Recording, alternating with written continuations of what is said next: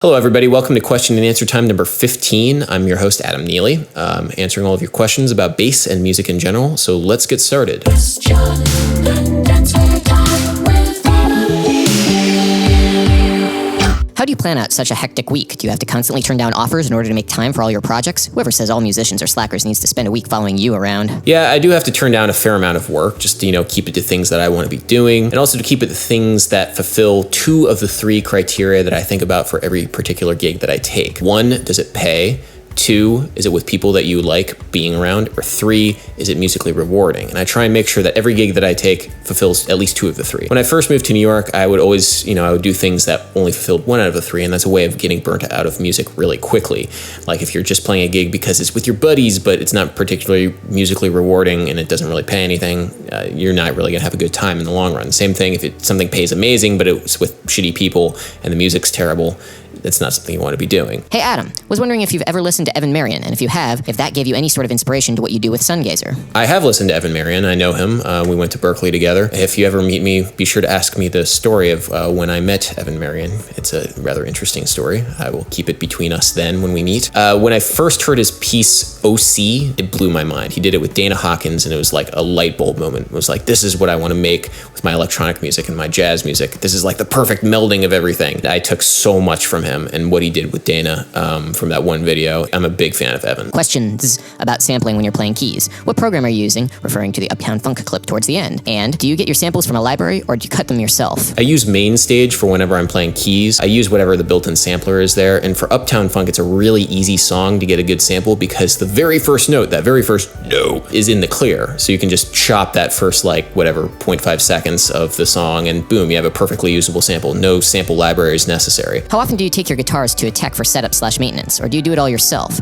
As a part-time tech here in the UK, I do mine, and it's not difficult at all. You can get good results with small time/money investment and save money in the long run. But I wondered if you thought it was worth the time to learn basic setup skills. I do all my own setups for all my instruments, and I think it's important for people to do that just because your instrument is an extension of yourself. And I learned how to do that a long time ago, just from twiddling with knobs and stuff in the pre-YouTube era. I just read something on the internet and taught myself. For all electronic stuff, I definitely take stuff in because I don't know anything about electronics and I would probably destroy something. I have destroyed things, but for setups, I strongly recommend everybody does their own setups. It also saves money. The In My Life piano solo at 12 brought a grin to my face. Was it you playing it, Adam? Yes, that is me playing the piano. That was me playing the piano that whole gig. I had to learn it for a wedding 5 or 6 months ago, and I've been playing it for every single wedding, every weekend since then. Whenever I learn something, I use it all the time because, as Dave Liebman, one of my teachers from graduate school, said, if I work something out, I'll use it as toilet paper. I'll use it for everything. I'm never going to throw out anything that I've ever worked on.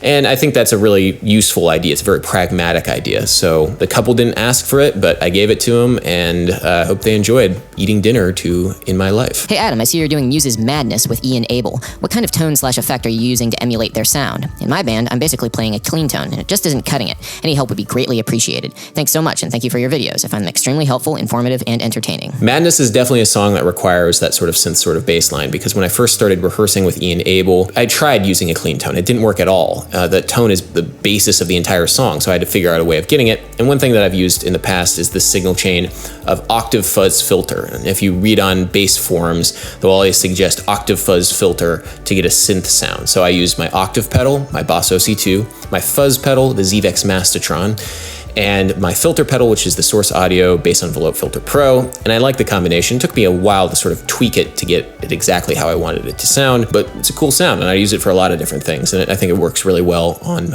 Madness. Wait, was that sarcasm? The Glenn Fricker thing? Now I'm just confused. Okay, yes, for the love of God, the whole Glenn Fricker thing, as I've explained many times in the comments section, was sarcasm. I made that statement about Glenn Fricker spreading pure disinformation while wearing one of his t-shirts, in fact, his most popular t-shirt design. I spent money and gave money to Glenn Fricker because I'm a fan of his channel. I am actively endorsing Glenn Fricker by wearing that t-shirt.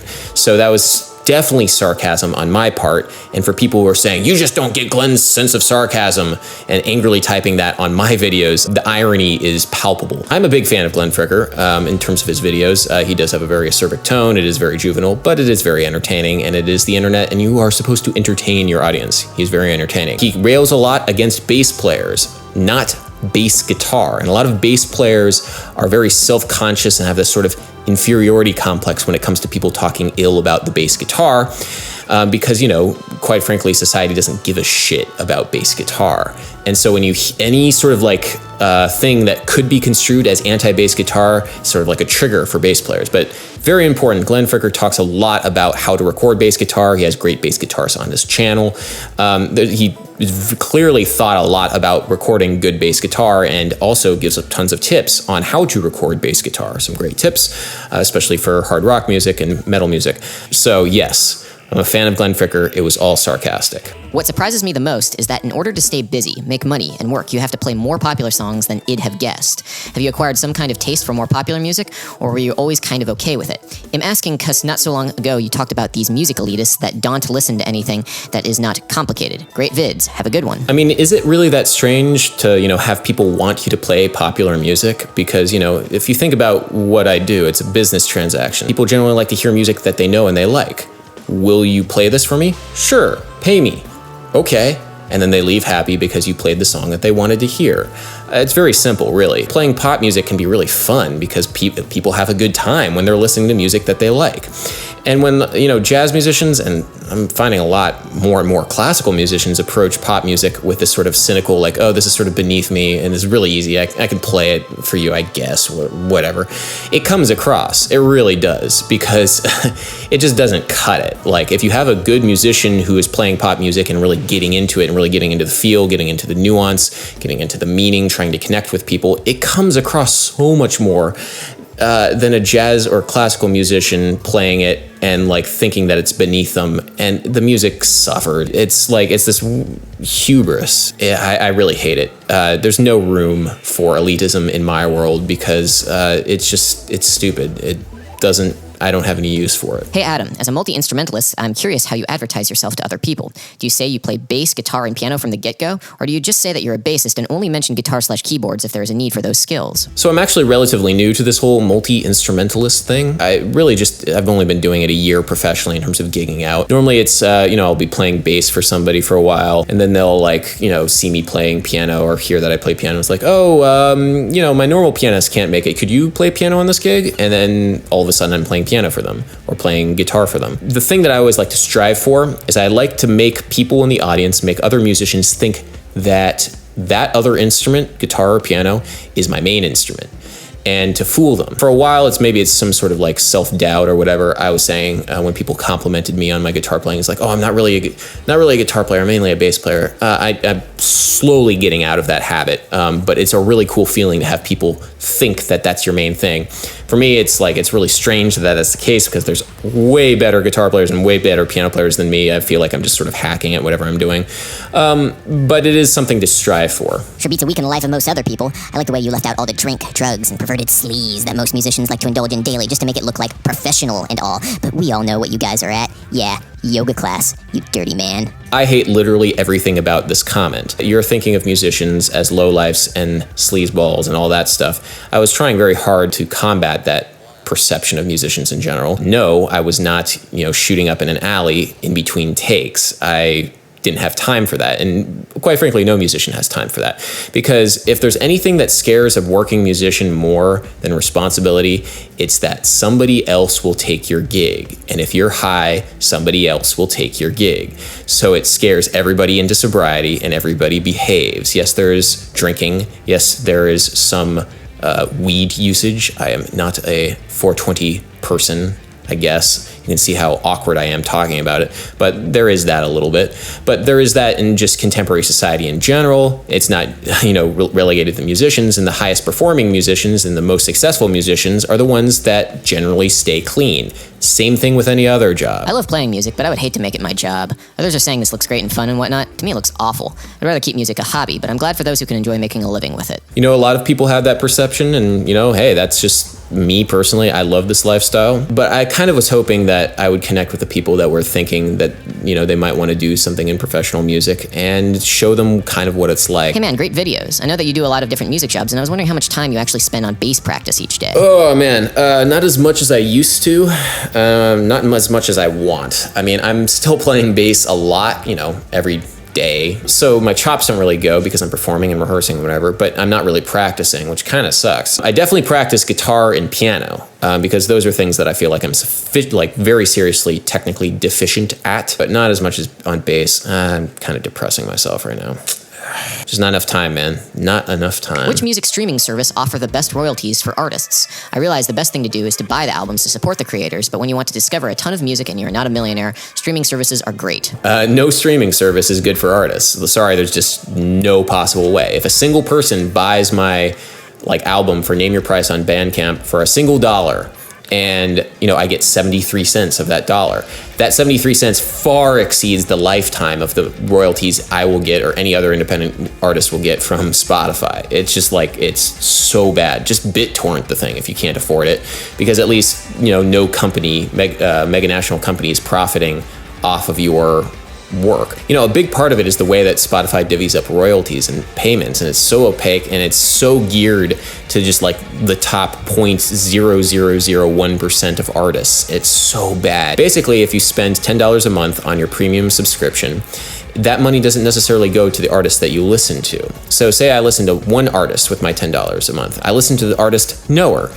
I'm just going to give out a shout out to Knower because I love Knower. If I only listen to their music for that month, how much of that $10 do you think goes to Knower? I think it would be fair that Knower gets half, Spotify gets half. Knower just gets a percentage of the total number of listens that they have based upon the general pot of all of the artists on Spotify and all of the premium subscriptions.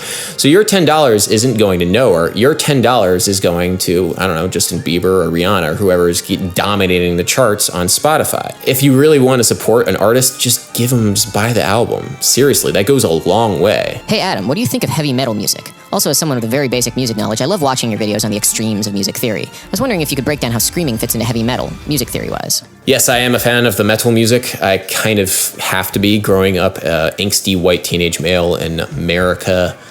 I mean, I know there's a big thing in the metal community about dirty vocals or scream vocals versus clean vocals, and getting people to like the music because it has the scream vocals. And don't worry about that. I totally down with scream vocals.